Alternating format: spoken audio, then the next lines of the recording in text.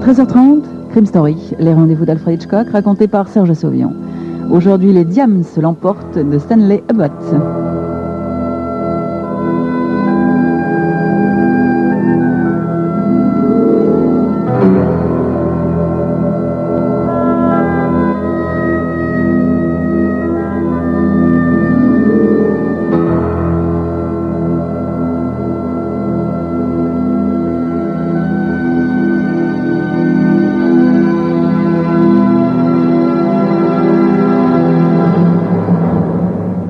Par une nuit glaciale de janvier, je me trouve assis en compagnie de Dick Radbourne et de George Massinger autour d'un feu ronflant dans le salon du club Marlborough à Pall Mall.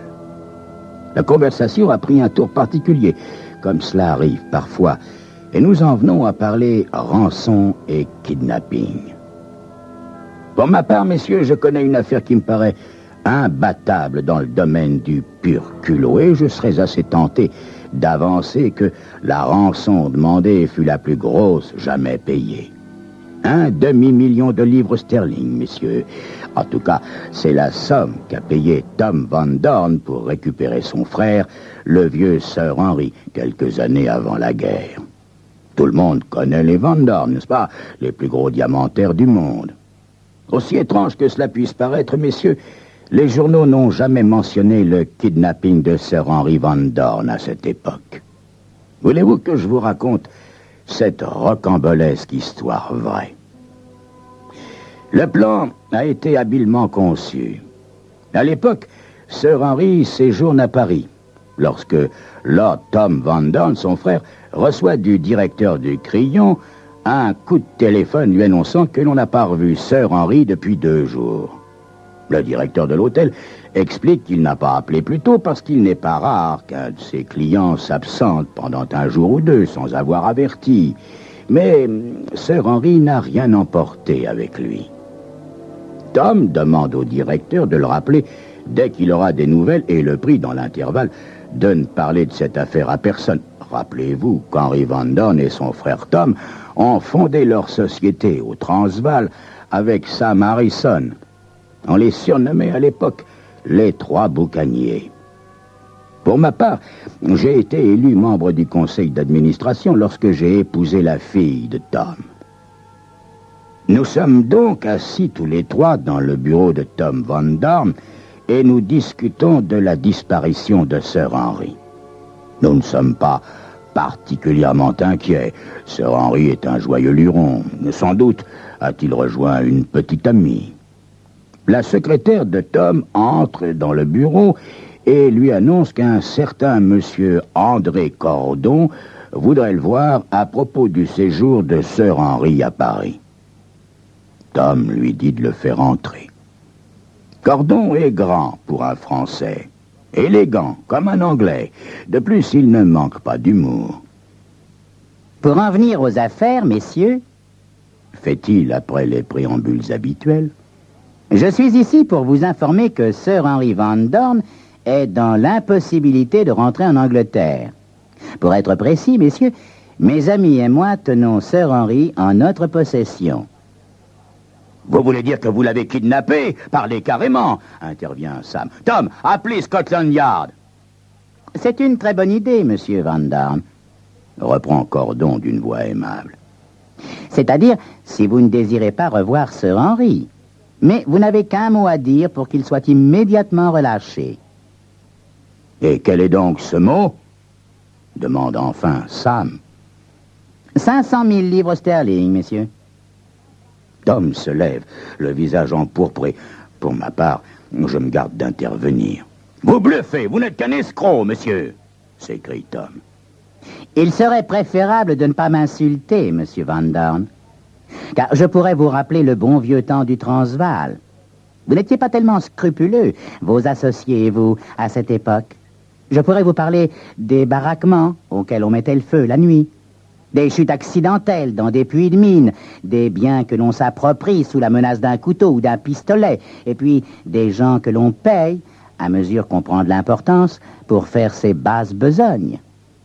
Vous êtes à présent des piliers de la société, messieurs, mais ne soyons pas hypocrites, voulez-vous? Je suis peut-être un requin, mais vous aussi. La seule différence, voyez-vous, est que vous êtes de gros requins et moi encore un petit. Sauf qu'aujourd'hui, j'ai barre sur vous. Il serait donc souhaitable pour vous que nous arrivions à nous entendre. Tom et Sam, après cette sortie, restent silencieux un moment. Ils doivent s'interroger sur ce que c'est exactement Cordon de leur passé. Quelle preuve pouvez-vous nous donner que vous détenez Sir Henry, monsieur? Si, par preuve, vous entendez demande de rançon ou un appel signé de Sir Henry, sachez que je n'ai pas la moindre intention de vous donner prise sur moi de cette façon, monsieur. Si, en outre, vous décidez d'appeler Scotland Yard, vous n'en saurez jamais plus que ce que je viens de vous dire. À vous de savoir si vous voulez revoir Sir Henry. Vous imaginez-vous, monsieur, que nous allons vous remettre de la main à la main un demi-million de livres sterling sur votre simple parole? C'est à vous d'en décider, monsieur Van Dorn. Je vous ai suffisamment dérangé pour aujourd'hui, messieurs. Je viendrai vous voir dans 2 jours à la même heure. Hein? J'ai oublié de vous laisser ceci. Ajoute-t-il en jetant sur le bureau de Tom un portefeuille portant des initiales dorées, celles de Sir Henry. Au revoir, messieurs.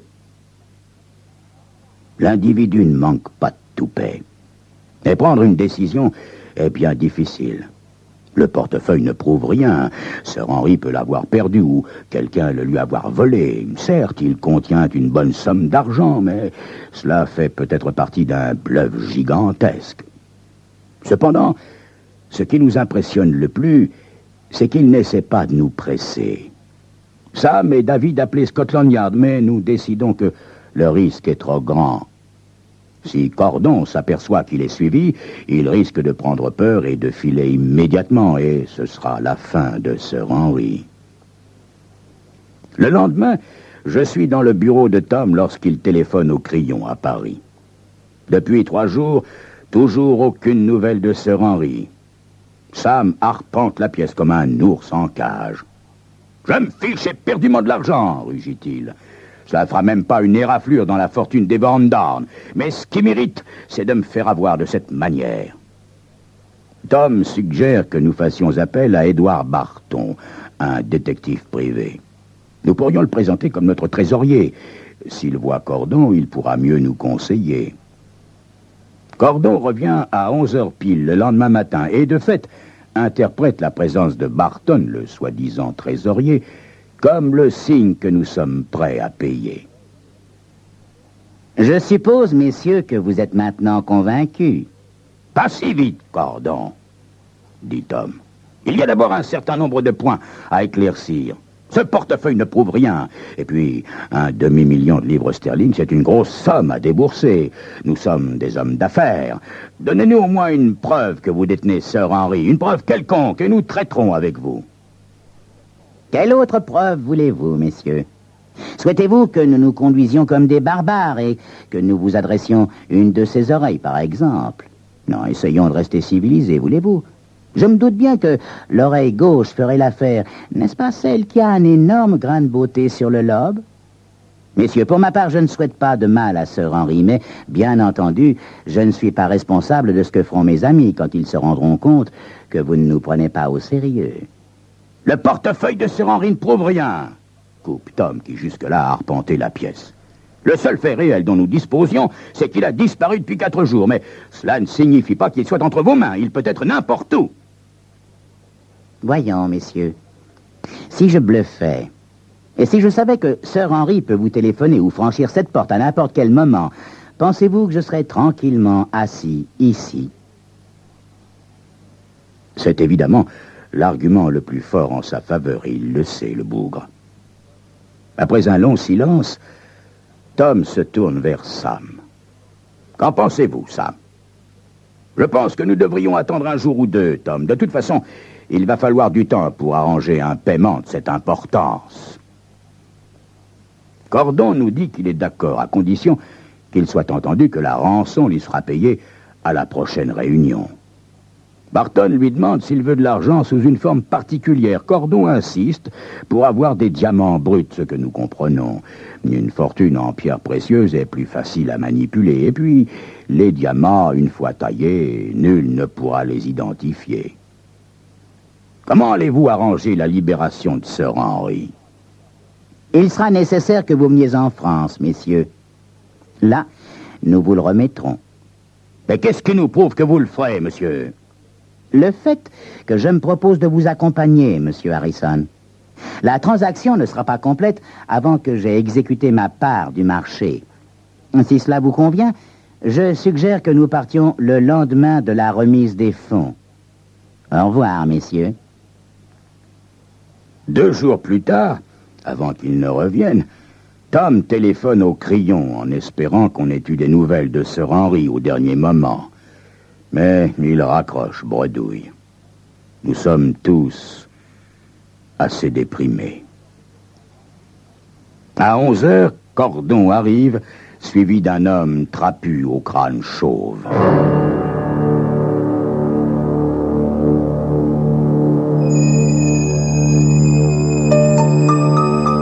Qui est ce nouveau venu?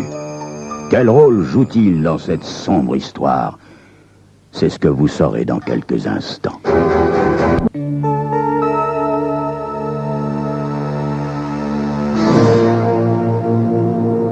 Celui qui accompagne Cordon est M. Schlesinger, l'un des meilleurs experts de la ville. Sur la suggestion de Sam, nous descendons tous au coffre. Normalement, nous nous y rendons seuls, mais Sam ne renonce pas facilement. Et toute personne franchissant le seuil de cette salle est automatiquement photographiée par un appareil photo dissimulé. Cordon franchit donc les portes, et après avoir sélectionné 2 plateaux de diamants, nous remontons. Si Cordon veut prendre la poudre d'escampette, du moins pourrons-nous transmettre sa photo à la police. Schlesinger se met à l'œuvre, bien entendu. Il ignore ce qui se passe. Il croit à une transaction normale.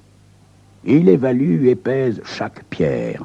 Quand il a terminé, nous prenons même un verre. Oui, il trouverait anormal que nous dérogions à cette habitude. Mais c'est pour le moins bizarre d'être là, debout, à boire avec quelqu'un qui vient de nous souffler un demi-million de livres sterling. Schlesinger parti, Cordon demande à Tom une facture. Ah, le bougre, il mériterait qu'on lui brise une bouteille sur le crâne. Mais tandis qu'une employée s'exécute, nous réglons les détails du voyage. Cordon nous propose de nous retrouver à midi à la gare Victoria. Nous refusons cependant de le laisser emporter les pierres comme il voudrait le faire. Il peut sceller lui-même les plateaux s'il le souhaite, et ils passeront la nuit au coffre. Nous les apporterons nous-mêmes au départ du train. Force lui est d'accepter. Et le lendemain, nous nous retrouvons tous dans le compartiment comme convenu. Barton, pour sa part, déguisé en pasteur, voyage dans un autre compartiment.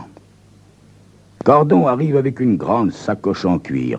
Nous lui remettons notre boîte et après qu'il ait vérifié les cachets, nous nous installons pour un trajet silencieux. Lorsque nous arrivons à Paris, il fait nuit et il pleut à verse. Cordon se débrouille malgré tout pour nous trouver un taxi. Et pendant qu'il donne l'adresse au chauffeur, nous nous empilons tous dedans. Mais soudain, avant que nous ayons eu le temps de comprendre ce qui arrive, Cordon claque sur nous la portière et notre chauffeur démarre. Nous poussons de grands cris, mais déjà, le chauffeur s'engage dans la circulation. Quand nous arrivons enfin à nous expliquer, dans notre mauvais français, il est trop tard. Cordon a disparu dans la nuit et tout ce que nous pouvons espérer, c'est qu'il n'ait pas semé Barton, notre détective privé. D'après le chauffeur, l'adresse donnée par Cordon se trouve dans la banlieue ouest. Autant aller jusqu'à destination, n'est-ce pas? La voiture finit par s'arrêter dans une rue étroite, bordée de hauts immeubles. Le chauffeur nous désigne une porte du doigt. Nous sonnons. Un homme aux cheveux blancs vient nous ouvrir. Sans grand espoir, à vrai dire, nous lui demandons si nous pouvons voir Sir Henry. Ah oui, monsieur. Monsieur est sans doute le frère de Sir Henry. Tom ayant acquiescé, le vieil homme pivote sur ses talons et nous précède le long d'un long couloir au bout duquel il déverrouille une porte, puis s'efface pour nous laisser entrer. La pièce aussitôt s'illumine et nous en restons bouche bée. La pièce est entièrement vide, à l'exception d'un cercueil. Nous nous approchons. C'est bien Sir Henry, l'air paisible et détendu, qui est couché dans ce cercueil. « Mon Dieu !» s'exclame Tom. « C'est lui, mais il est mort !»« Mais bien entendu, monsieur, » dit le vieil homme. « À quoi s'attendait donc, monsieur ? Voici le certificat de décès, monsieur. Sir Henry Van Dorn est mort à 23h45 le 11 octobre dans l'appartement C du 27 rue de Passy. La cause de la mort est un arrêt du cœur, monsieur. » Tom lui demande s'il connaît un monsieur André Cordon. Le vieil homme répond qu'il ne l'a rencontré qu'une fois, lorsqu'il a amené le défunt dans une ambulance privée et qu'il a demandé que le corps soit préparé pour être emmené en Angleterre. À quoi bon s'attarder ici? Nous repartons. Tom voudrait se rendre rue de Passy. Nous le persuadons d'attendre demain. Au crayon, aucun message de Barton, notre détective. Le lendemain matin non plus. Nous filons rue de Passy où nous découvrons une jeune personne, ma foi, fort agréable à regarder. Elle nous raconte avoir rencontré Sir Henry à une réception le soir en question. Après quelques cognacs, Sir Henry s'est brusquement effondré dans son appartement. Ne sachant que faire, elle a prévenu son ami, Monsieur Cordon. Ce dernier est arrivé accompagné d'un médecin, mais Sir Henry a eu une nouvelle attaque et ils n'ont rien pu faire. Ainsi, Cordon a simplement saisi l'occasion lorsqu'elle s'est présentée. Nous avons bel et bien été roulés, mais nous ne pouvons absolument rien faire. À quoi bon alerter la police? Elle ne pourra rien faire non plus, et il nous faut surtout éviter que les journaux ne fassent leur chou gras de notre histoire. Dépités, nous rentrons donc à Londres. Une semaine s'écoule avant que mon beau-père, Tom, ne me téléphone pour me demander de venir le rejoindre au bureau. Sam Harrison est là également, et en face du bureau de Tom se trouve Edward Barton, notre détective. Il nous montre une coupure de journal établissant la mort de Cordon, poignardé à Paris dans un hôtel louche de la rive gauche. Il prétend avoir quasiment assisté au meurtre parce qu'il occupait la chambre voisine de Cordon, dont il suivait toujours la piste. Entendant du bruit, il a voulu intervenir, mais il s'est soi-disant fait bousculer par un homme de grande taille qui sortait précipitamment de la chambre de Cordon. « Où sont nos diamants ?» lui demande Sam. « Si vous les voulez, monsieur Harrison, il va falloir les payer. » Sa réponse nous cloue de stupeur. Puis, Sam, au comble de la fureur, menace de le livrer à la police française. Il n'y a pas un atome de preuve contre moi, monsieur Harrison. Si vous voulez appeler la police, allez-y. Mais n'oubliez pas que vous seriez perdant d'un demi-million de livres sterling, hein? N'oubliez pas non plus que, si je dois avoir quelques difficultés à prouver ce que j'avance, vous en aurez également à prouver que vous ne m'avez pas payé pour agir de la sorte, c'est-à-dire tuer Cordon. Et de toute façon, de quelque façon que ça tourne, on en fera tout un plat dans les journaux, messieurs. Pensez-y. Cette crapule sait que nous sommes coincés. A-t-il vraiment assassiné Cordon? Nous ne le saurons jamais. Mais comme il risque à tout moment de se faire mettre la main au collet, il préfère traiter avec nous. Pendant un moment, personne ne parle. Enfin, Sam Harrison rompt le silence. Résumons-nous, Tom. Cordon était un escroc et il n'a eu que ce qu'il méritait. Nous sommes perdants d'un demi-million et Barton à la marchandise. Quel est votre chiffre, monsieur Barton? 200 000 livres sterling, monsieur. Tom feint d'avoir l'air choqué et il discute pour finalement s'entendre à 100 000 livres sterling. À cette époque-là, si j'avais eu mon mot à dire, nous aurions pris le risque de remettre Barton à la police, mais je savais que ni Tom ni Sam ne voyaient les choses de cette façon. Ils récupéraient 1 demi-million de pierres pour 100 000 livres sterling, et au diable la morale. Et qu'est devenu Barton, notre détective privé, allez-vous me demander? Si Barton était une crapule, ça n'était pas un imbécile. Il n'a pas gaspillé son argent. Il a épousé à l'époque une femme très riche qui avait une importante propriété à la campagne, près de Silchester. Et il est devenu gentilhomme campagnard. Puis il s'est mis à faire de la politique, avec succès. En fait, il est devenu député de Silchester. Enfin, il l'était. Il l'était, dis-je en brandissant le journal du soir. Laissez-moi vous lire quelque chose, messieurs. C'est en voyant cet entrefilet tout à l'heure que je me suis souvenu de toute cette histoire. Écoutez. Monsieur Edward Barton, député de Silchester et vigoureux supporter de la peine capitale, a été blessé mortellement hier soir de plusieurs coups de couteau par un malfaiteur qui tentait de le dépouiller à sa sortie de la Chambre des communes. Comme quoi, messieurs, il y a toujours, aussi cruelle soit-elle, une justice immanente. C'était Crime Story, raconté par Serge Sauvion. Aujourd'hui, les diams se l'emportent de Stanley Abbott.